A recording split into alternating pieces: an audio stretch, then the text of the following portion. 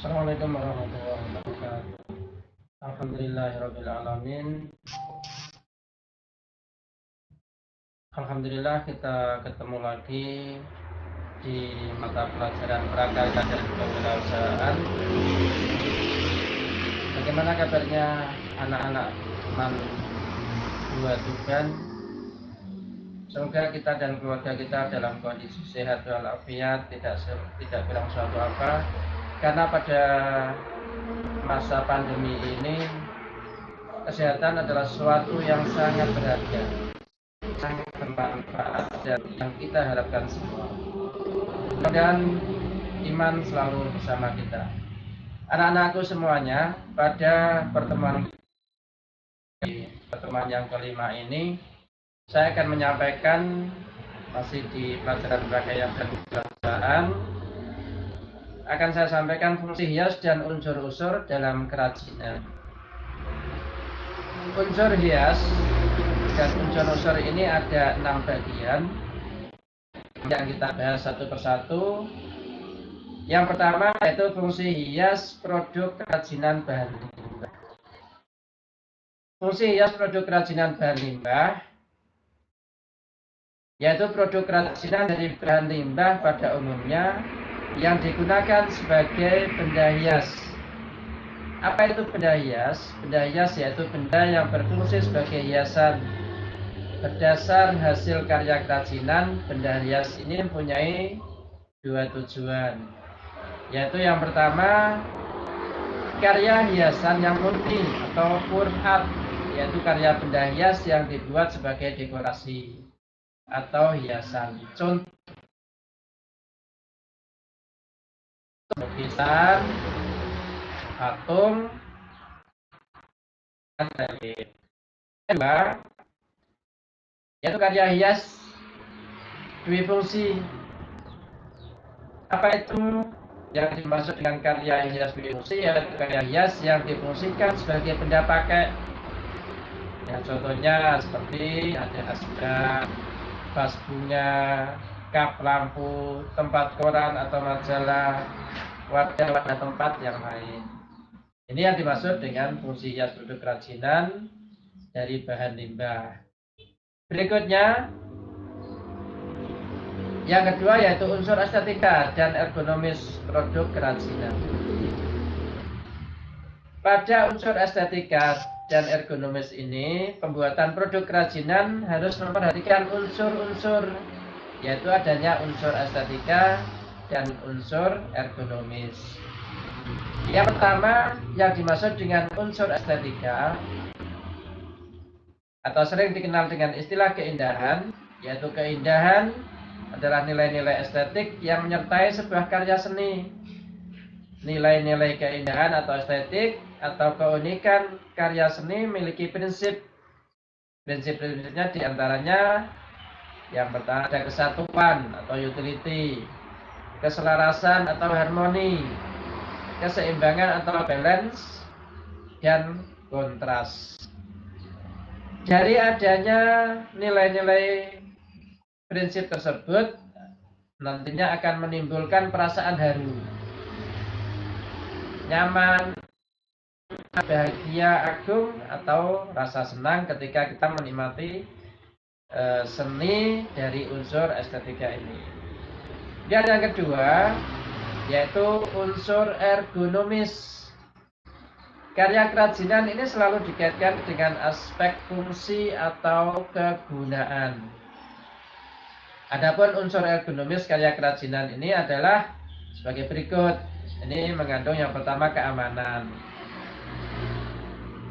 yaitu jaminan tentang keamanan orang menggunakan produk kerajinan tersebut. Ketika kita kalian beli produk, maka faktor keamanan ini sangat penting. Jangan sampai ketika kita beli produk tapi kita gunakan tidak aman, malah menimbulkan bencana. Nah ini sampai kita beli produk tersebut. Kenyamanan. Pada saat kita beli, kita pastikan pada barang yang kita pakai ini cuma sendiri maupun untuk orang lain. Dan yang berikutnya yaitu keluasan. Keluasan dalam penggunaannya bisa dipakai untuk beberapa hal, yaitu produk kerajinan yang wujudnya sesuai dengan kegunaan atau terapannya. Ini unsur estetika dan ergonomis. Berikutnya motif ragam hias kerajinan.